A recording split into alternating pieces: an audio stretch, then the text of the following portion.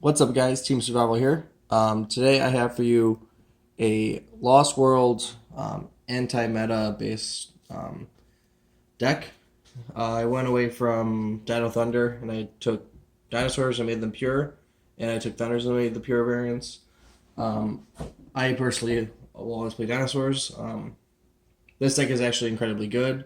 It has some tops here and there in regionals. It's still relevant even though the structure deck came out 2 years ago.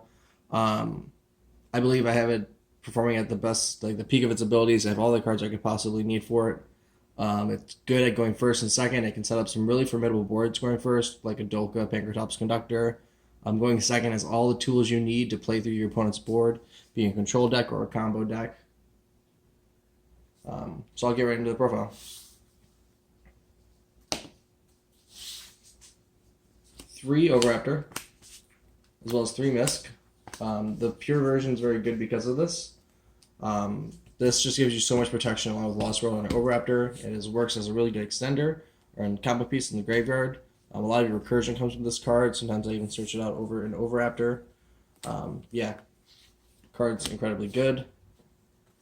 1 Rex, 1 Aolo, 1 Baby, and 1 Petite. I think Petite's actually better than Baby for the reason that you're able to summon it with Misk from the graveyard with banishing 2. So typically, if an Overraptor on the board, you'll Misk. You'll have sent you'll have sent Giant Rex to the graveyard, and then you'll banish that with Miscellaneous Source. That gets summoned out. You summon out the Petite Turn down, and when this gets destroyed in the end phase because of a Mist effect, you'll special summon out your pankratops in attack position, and that at least assures you a Dolkka with pankratops or a Light with pankratops. If you have Dawn the Conductor, etc., you are guaranteed that. I just think this is better. Pankratops is just too good. I guess another one of would be Overtex. I was playing this at 2, but you just see it too much. Even though you can pop it in your hand with Lost World, it's just too bricky. It's not great. 1 is enough. It has to be at 1. 2, it's a great card. It does a lot of really good things. It is a way to get to your pill as well as it's really powerful in negating a small trap card. But it really, really just fucks you over sometimes. So I had to cut it down to 1, and I like it. And then I'm only playing 2 pankratops just because it's very easy to access this card. It's great drawing it first, but there's other cards I also like drawing in my first turn hand. It's searchable. There's just 2 is for me the right number. If there are some cards in here that are more expensive, that are too expensive for you guys, then I would play this card at 3. Then the 2 Conductor. I know it's hard not to play 3 in, pure dinosaur deck, pure Lost World deck. But 2 is really all you need. You don't want to open up with more than 1 in your hand. You don't really open up with 1 period. You want to search it out. But yeah. Then I actually opted to play 2 Thunderbirds. I feel like this card's really good in the deck because in worst case scenario, you're popping a set card and you get a non-dinosaur in the graveyard. But also, there's like 2800 and like Giant card is really good. I don't really care for Snake or Jackalope or the other ones because they're not doing anything for me. I'd rather have Thunderbird. I'd rather have Bigfoot because they actually combat my opponent's board. This could be Pot of Extravagance. I've been fooling around with that a little bit. I might play that over this. I'm not sure yet. But this card's been really good for me. In fact, this with like Conductor, and I want to say Lambda is 8k on the dot or something. But it comes up a lot. It's a really, really good card. Yeah, I like Thunderbird. Then for my hand traps, I'm playing 3 Gamma and 1 Driver. This just package is insane right now. Gamma being able to not only negate like Effect Veiler and dodge it like a Impermanence, it also is insanely good in the fact that it destroys like Ogre. So you remove the problem from the field. The only instance where it's not amazing is against Core because then they can trigger off Core's effect in the graveyard because they might be monsters on the field. But against anybody else, it's really, really good. And still stopping that first core effect, as long as you have some follow-up as well in your hand, is still also incredibly good. I played 1 Phantasme. If I had more of these, I'd probably play more of them. I think maybe that my Thunderbirds could also be Phantasmes. I just have the 1. It's a little expensive.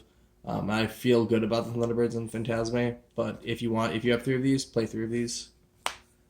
And then 3 Ash Blossom, just because it's just really powerful in my opinion still. I'd opt to play this over Any of the other ones, you don't need the impermanence because you already have the gamma. 3 dig, 3 lost world, 1 terraforming, 1 burial. I am not playing gold sarcophagus. The card, in my opinion, is no longer good because there's a lot of times where if you're only playing 1 Rex, like let's say you play 2, then maybe that's okay. But if you're playing Rex and then you already draw the Rex, the card's just dead. If you've already gone through your combo and you didn't see this card and you see it in your next hand or the 3rd turn, it's dead card. It's not good. You're not going to make it those next 2 turns if that's a card that you drew for hand. It's just not good. But if you feel like you have to have it because it just makes setting up your first turn board a little bit easier, then you can play this card. Then I'm playing 2 double evolution pill. This is a perfect number. Any Dino player will tell you this. 3 is too many. 2 is the right number. And then I played 1 Monster Reborn because it lets me play bad. Like, it just allows me to make mistakes or, like, win a game maybe you shouldn't win. Like, it's, in a worst case scenario, you're reviving a pankratops in the graveyard or something, you're reviving an Overraptor and then you're going off again. Like, it's just too powerful of a card, in my opinion, not to play, especially in these rogue strategies. Who knows what you get rid of from your opponent's field and then you Monster Reborn it back. Especially when you're playing cards like Super Polymerization. I played 2 of this. I think 3 is just too many for me. I don't even play the 3rd in my side deck. It is usually live, but I will say there are instances where it's not a live card, and you can't play 3 of a card that isn't guaranteed to be live.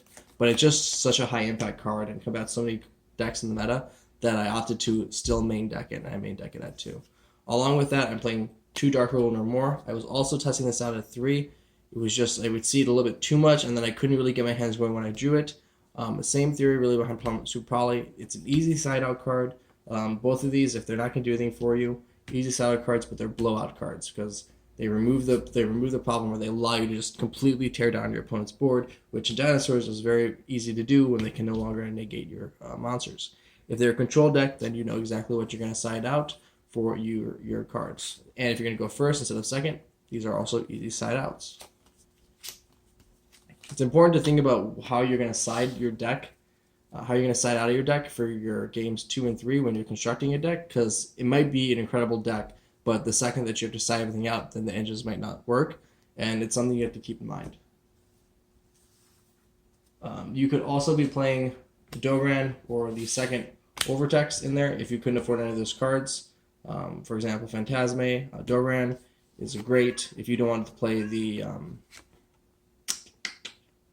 Thunderbirds. Doran is a great replacement. It's really good against Sky Striker, in my opinion. It's just a great card.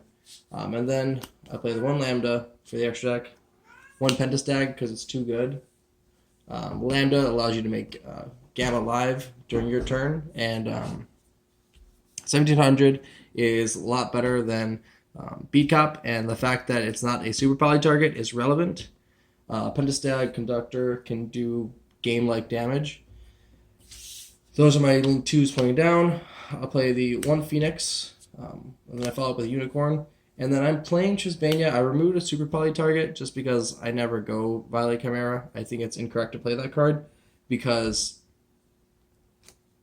if you see Salamangreat and like it's not as generic as Starving Venom Dragon or Predaplant, so I don't know. I couldn't bring myself to keep it in the side deck. It never comes up. But Trisbania could be a blowout card against some back row heavy decks, so opted to keep it. And then for the last link, 1 Boral Sword. You could really, this is a coin toss for many people. Borreload and Boral Sword are, in my opinion, equal. This does just assure game, but it doesn't essentially move as many problem cards as Borreload does. It's a tough one. I personally just want to play Boral Sword because in my opinion, it's a better card. 1 Lagia, 1 Dolkka, 1 Ragna Zero, and then 160 Dugaris the Timeless. These are standard. This card is incredibly good for Lost World. Going second, if you set it up, it allows you to pop. And what's better about this card than Cerberus is because it allows you to draw a card.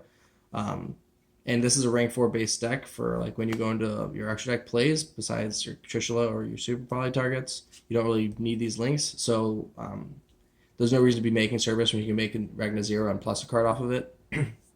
Tugaris is really good because you're in a tricky situation and you that turn you need more cards. It allows you to draw 2 and then get rid of 1 card. The ability to put Conductor up to 7,000 is incredibly good.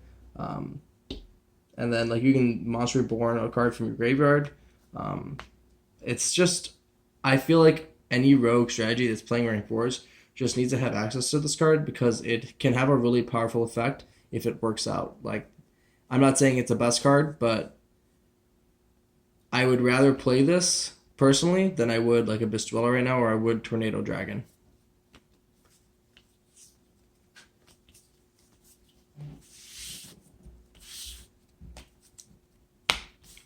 Then I do not play Chambara. You guys tell me when the last time you Chambara conducted for game. It doesn't happen. It's not a real combo. It doesn't work out. It never works like that. Trishula is actually a high impact card. Remove 3. It's incredibly good because you rip from the hand field, and then there's usually typically an important card in the graveyard that allows them to have recursion. It makes also Aolo like justified in the deck, not just because Aolo you could just summon out with Misk and then you link them away and then you can banish those 2 for a conductor. Now it's like, well, no, I have the ability to summon Overraptor Rex, banish Misk, and then make a Trishula, which is a high impact card. I would play this over Chambara every single day of the week.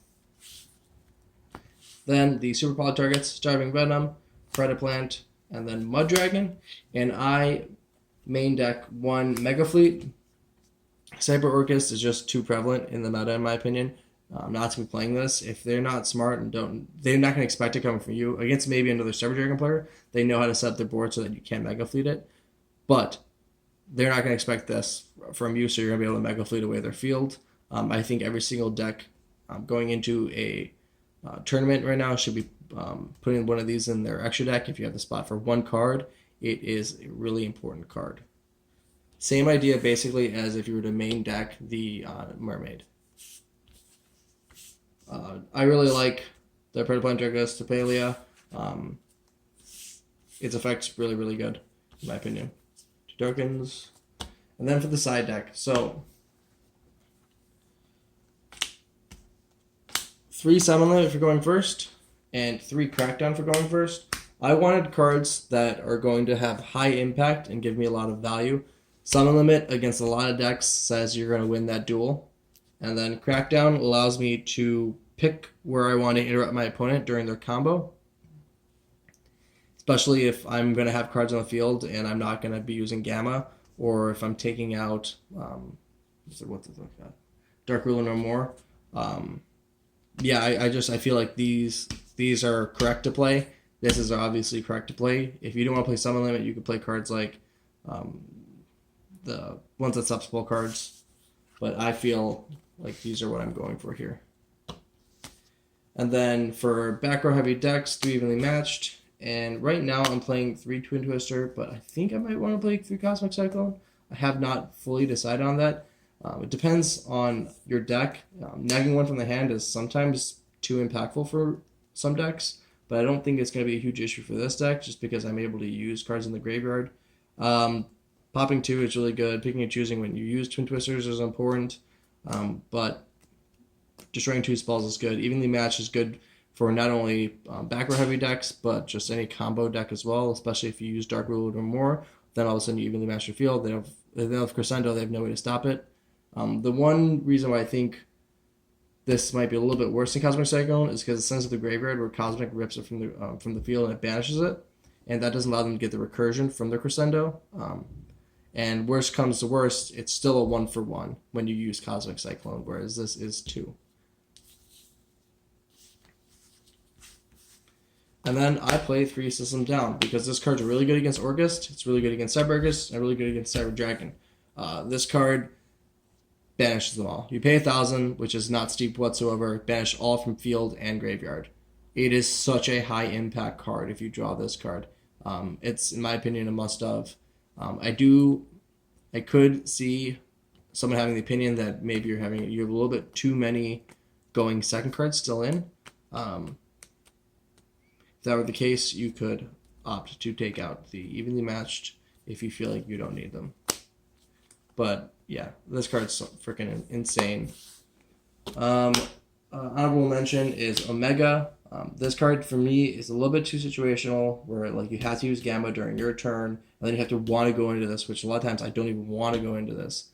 Like I'd rather just turn those 2 cards into a Link monster than I would make an Omega. It's a good card, don't get me wrong. The fact that you can put cards that are banished back into your graveyard is really good, and ripping a card from your hand and then this card coming back having 200 attack is formidable. So if there's a card in this extra deck that you don't agree with or you don't have, play the Omega. That's it for the deck profile, guys. You can take this to locals or regional, and you have a possibility to top any single one of them. I feel insanely confident about this deck. I feel really, really good about it.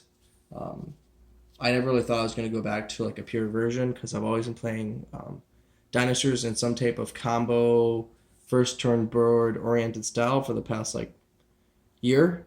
But it feels good kind of to go back and like it's a grindier game style. You don't necessarily just make a board and say break it and then they can't break it. It's like, okay, I'm going to interact with you and you have to interact with me, and then we'll see once we simplify the game state what deck can generate more advantage or control the board, which I feel confident that this deck can.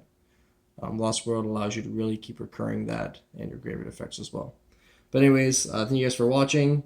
Peace out.